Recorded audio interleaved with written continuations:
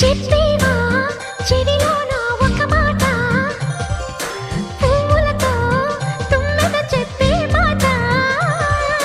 నీ చిరునవ్వు సాక్షిగా తాజ్ మహల్ నాదట, నీ పెదవంచు సాక్షిగా షాజహాను నేనట. నీ తీయని ప్రేమకి నా పెదవే నజరానా, నీ బయటకి నేనిక బానిసనే నెరజానా.